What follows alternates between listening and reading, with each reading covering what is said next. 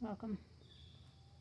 It is a quiet morning today. It's almost 10:40.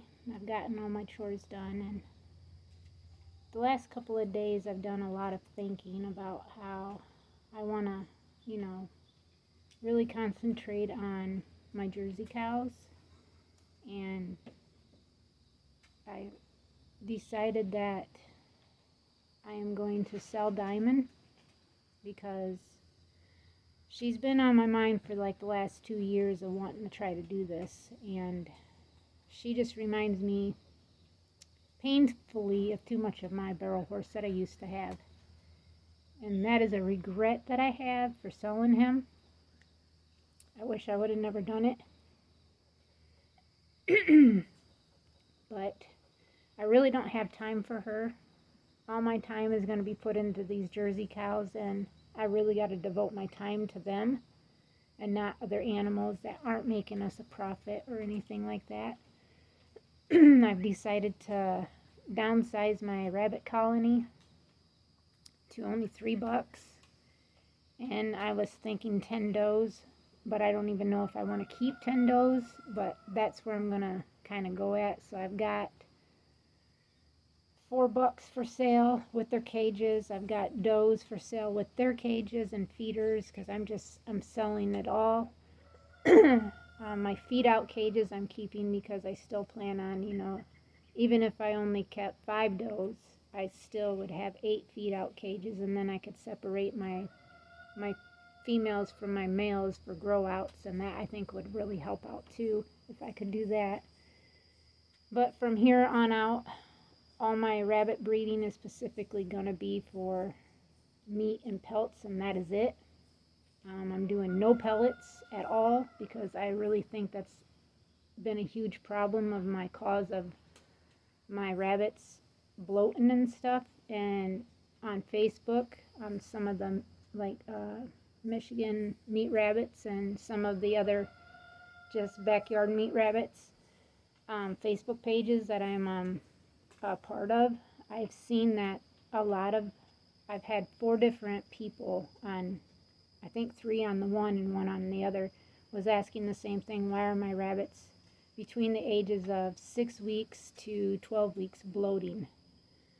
And they said, I'm using this pellet, showed a picture of it, which is the same one that I'm using, the Combonch 15% protein pellet.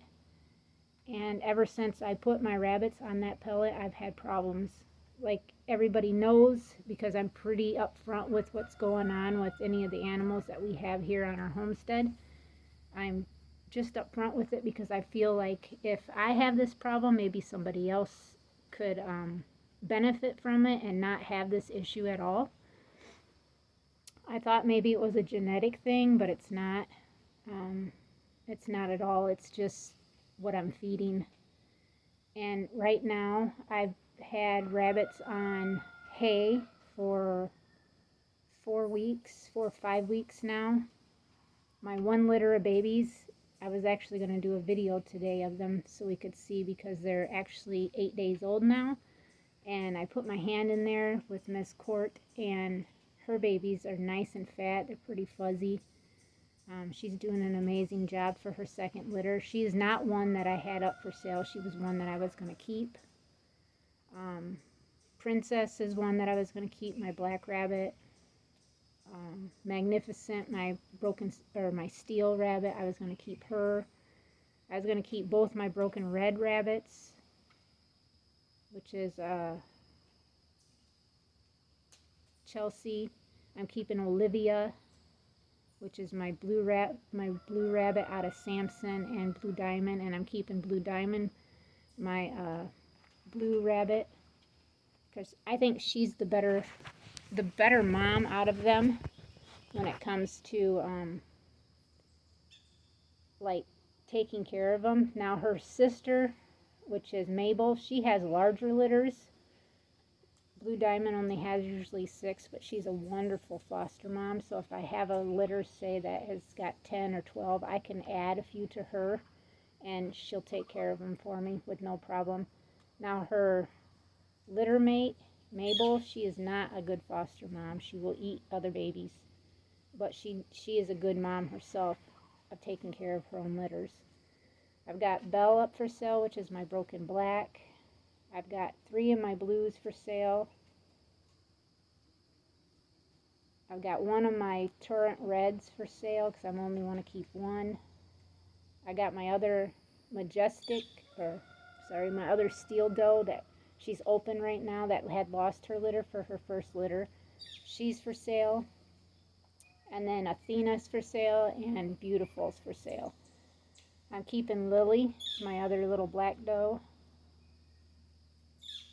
And I think, Honey's for sale. I'm keeping Poco, which is a daughter out of Honey, and Darius. So, those are the does I'm keeping. The bucks that I'm keeping is Darius, Eli, my broken blue buck, and then Otis, my otter buck. Champ, Cash, Samson, and Chester are they're all for sale. I've just decided, like for Cash, he's a son of Darius, so I don't really need to keep him because Darius throws amazing babies anyways. Chester is out of Elijah, Eli, my broken blue buck, and I really don't need a buck out of him either. I need more daughters. But, and my broken blue doe, I've got her up for sale too, which is a daughter out of Blue Diamond and Elijah. I don't know about her. I just figured I'd move her on and not worry about it because I can breed the 2 blue does that I've got right now that I plan on keeping to Elijah and get broken blues out of them because he does throw them. And like I said, I'm only looking for pelts and meat. And I know my 2 biggest producing meat bucks are Darius and Eli. And I've got one doe right now that's bred to Otis, so I'm going to see how that turns out. He's looking nice. He's getting big pretty quick. So I like to see that, and that's probably from his mom, Honey. She's a little on the smaller side for my does. She's an amazing mother, though. And I'm just thinking to myself, since I'm keeping a buck out of her, I didn't want to keep her. That's the reason why. I mean, I could still cross her to, say, Elijah or Darius, and I could cross her back to her son Otis, but like I said, I've got a daughter out of her I'm keeping. I've got a son out of her I'm keeping. I really don't need her. So she can go on to a home. And I'm trying to get my husband to be convinced to sell Meg. I believe I got him convinced to sell, that we could sell Jazzy. And then I'm thinking about there's a person that lives down the road from us that's got some donkeys. They're mid-sized donkeys, kind of like Jill, but they're not wild burros. I wanted to see if she would consider taking Jill, because I want Jill to go to a home that's got other donkeys. And if she would take her, I would just give her to her. She only lives right down the road from us. Every time we go to Three Rivers, if we go the back way, we go right past the farm where them donkeys are, and we see them out in the pasture every once in a while, but she usually keeps them up in like a sacrifice pen. And then once in a while they're out in the woods, and there is trees and stuff in this larger pasture, and you'll see them out there. I think there's 5 or 6 of them, but I think Jill would just absolutely love being with other donkeys. And then that would leave us with the 3 geldings: Captain, Hercules, and Maverick. Captain's not going to go nowhere. I made a promise that I would not sell him no matter what. He is to be here, and he'll die here. We wanted him so we could give him a good life, and I was trying to convince my husband that, we know that these horses they cost a fortune. They really do. They're our highest besides the dogs, our highest costs that we have that we don't get any return out of.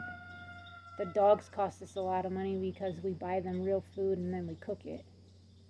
And then they get that on top of trying to feed them the dog food too, that's better. And our dog food that we get's like $60 a bag. It's ridiculous how much it is. And it's supposed to be a better, dog food, and who knows if it's really better, because everybody can throw a label on stuff and say that it's organic or all natural or anything like that, and we're supposed to believe it. But if you don't grow it yourself, then you won't really know what it actually is. Or if you're not getting it from a farmer whose practices, all natural or organic with no pesticides and stuff, then you really don't know what you're getting.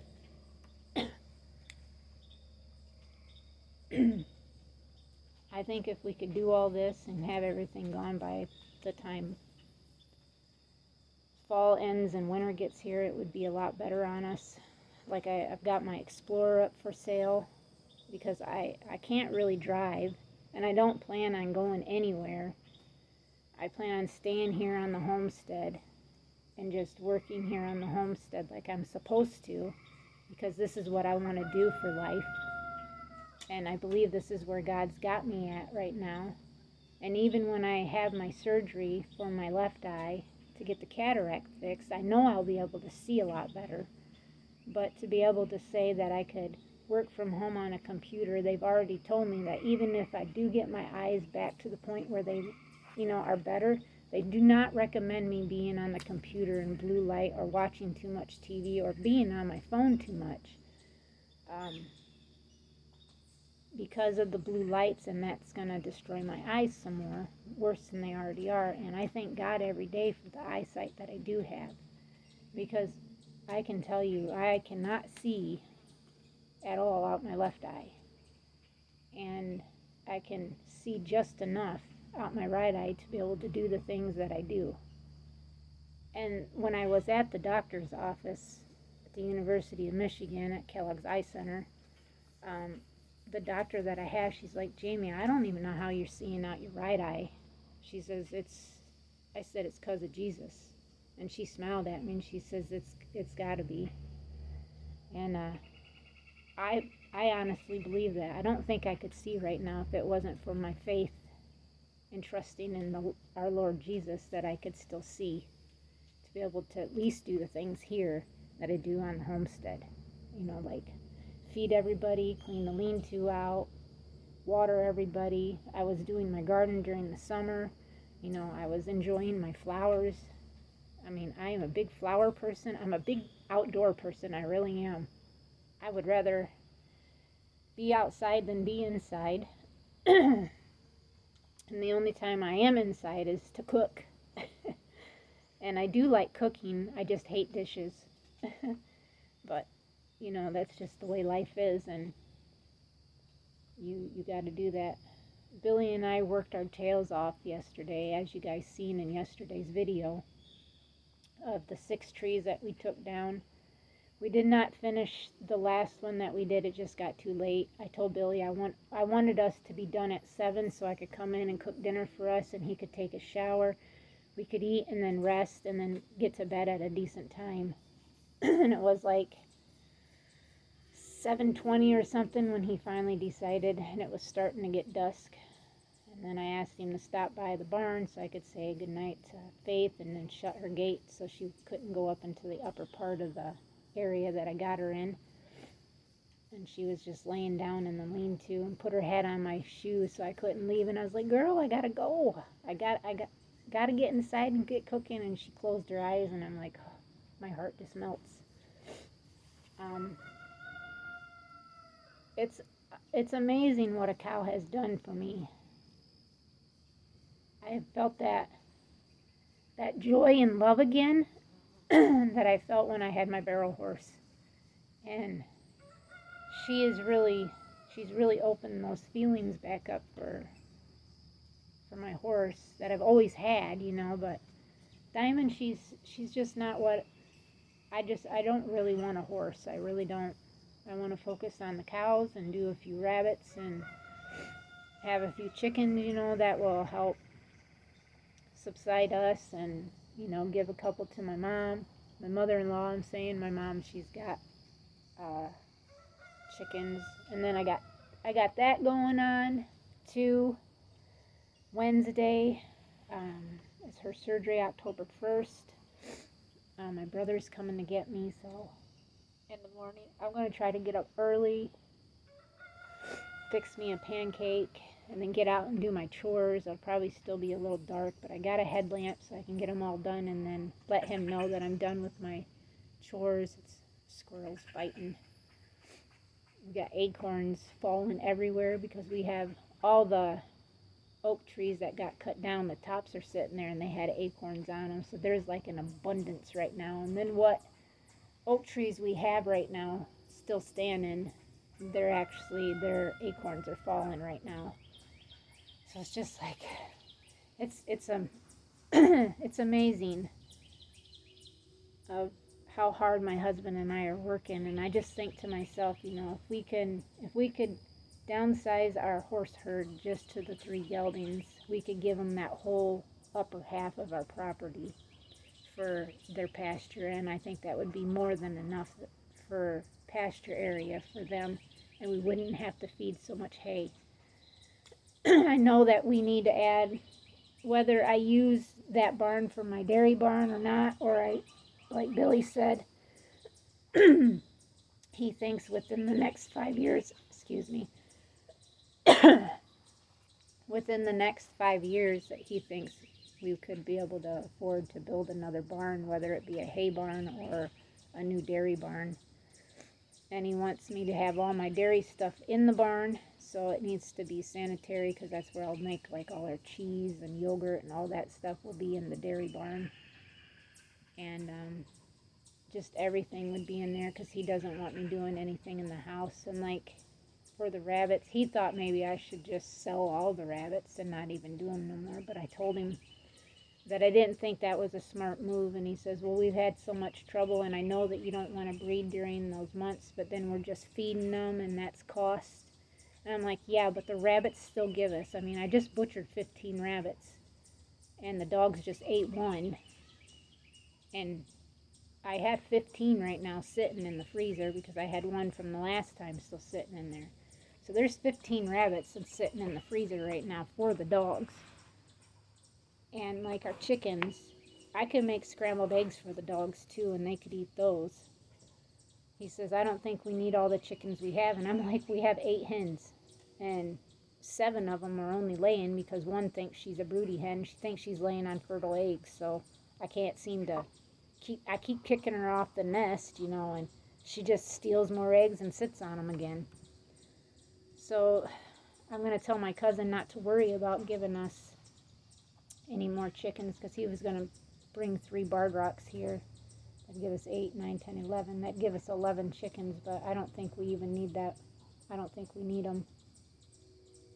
And Billy's telling me that he needs to cut around the barn. So like the chicken hut coop thing has got to get moved, because he's going to cut that hill, because too much water is running into the barn, even the way that it sits now. So I'm like, I'm tired of doing projects and having to take them back down or whatever. And like ever since we've bought this property, it's been total backwards. If I could give any recommendations to anybody wanting to start their own homestead, get something that's already either just land, and then build your own, start from scratch, but don't buy a wooded lot that isn't set up for animals, and then you already have animals that you have to put in here. This has taken quite a long time to be able to do what we're doing here, but it's getting done. I can say it can be done. It's just like Billy said, by the time we're done, are we going to be the fittest that we've ever been, or are we going to be broken? And I'm like, we see them commercials all the time on YouTube, and we're watching YouTube channels and stuff, and it talks about do this 7 minutes starting, what a yada yada yada. Do these 7-minute day exercises. and you'll see a difference in them. And I'm like, I said this yesterday, and it made Billy laugh. I said, come here and do some wood and drag some brush, and I said, and see how you feel after that. And my husband said that. He goes, yep, my wife's turned into a very lean, tough machine. And I said, so have you. He's starting to, his body really feels it. He said, man, it sucks getting old. I mean, we're not like super old or nothing, don't get me wrong. Both of us will be turning another year in October. My birthday is on the 13th, I'll be 45, and then Billy's birthday is on the 23rd, and he'll be 53. And it's amazing how well we work together and can get things done when we put our minds to it. And I totally love the fact that we're a team like we are. You cannot get anything done on your homestead or anywhere if you don't have a partner that you can say that they want the same things as you and that want to work as hard as you do. I do a lot during the day here on our homestead while Billy's at work, working for the man, as he would say, and I'm here doing the things that I need to get done here, trying to help him out, so there's one less thing that he's got to do here. And I'm thinking, like, to myself, for instance, if we could cut our horse herd in half, I think that would benefit us a little more. We're still not having any horses to actually benefit us for anything, but like Hercules, Billy's not ever, Hercules will die here. And I figured Maverick, I could probably sell him too, but he's got so many allergy issues that I don't think whoever would got him would probably treat him very well, or they just end up selling him and he'd go for slaughter. And I don't want that to happen to him. I don't want that to happen to any of them, actually, but I think with our mares, Diamond, Jazzy, and Meg, they're all beautiful. They're beautiful colored. Diamond's in a Grula. Meg is a Bayronne. And then Jazzy is a gray. She's a beautiful gray. Jazzy's the youngest. Diamond's the oldest. Meg is in the middle, per se. I think she's a year or two older than Jazzy. And then Diamond, I think, is 3 or 4 years older than Meg. So, out of all of them, Diamond's the only one that's broke to ride, but she definitely needs a refresher. I don't think that Meg would be too hard to ride. I've put a saddle on her. She didn't do anything. I think if she had the right handler, she'd make a great barrel pony. I honestly believe that. I think Jazzy would make a good dressage horse. Diamond would just make a good trail,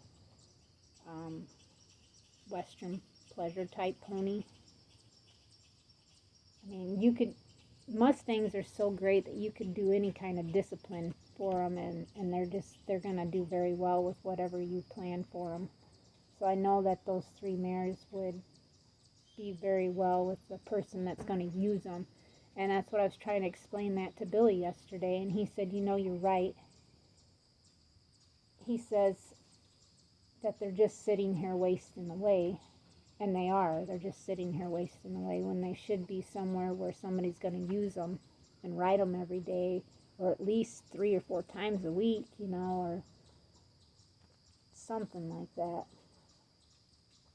But, like our ducks, they're more for just Billy's pleasure, of seeing them because he likes ducks. But they don't really profit us anything. They are costing us money. He goes to say, well, like Faith, she's going to end up costing us money. And I was like, no, not really. I don't look at it as Faith costing us money because she's due in 14 days. And then we're going to have milk. And then I already have shareholders waiting for milk. And I'm going to leave my A2 listing up until I can't till we can't be able to have any more, and then they're going to have to wait till we get another cow. But like I told Billy, I said, Faith has got to be AI'd sometime in January for her to have another October baby for next year, for her to be dried off. She's got to be dried off in August. No, it had to be July. Sometime in July, she's got to, 60 days prior to her due date, she's got to be dried off.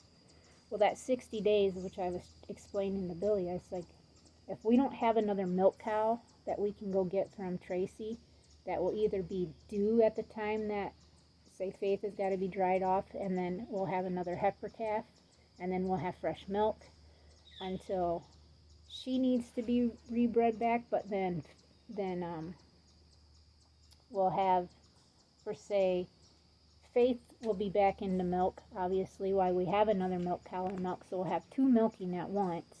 But then that heifer or cow that we end up getting that ends up having a new calf here for next year to subsidize where we're lacking that 60 days with no milk, we'll have that extra milk too. And I know for a fact that I can make all of our products. I have plenty of customers. I know that we're not going to have waste. I know it. That we're not going to have any type of waste, and I'm okay with that. And I don't think our cows are going to cost a whole lot because they're giving us a return.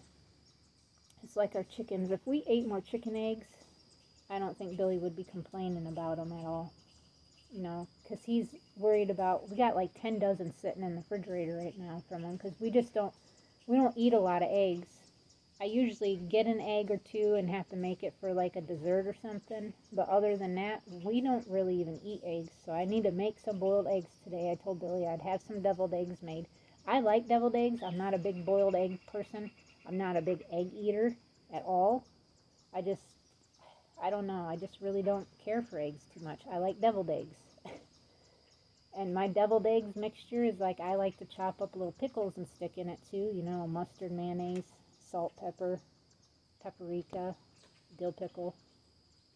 I like that kind of stuff in it. Billy don't like the dill pickle in it, so I usually make half of it with some and half of it without. But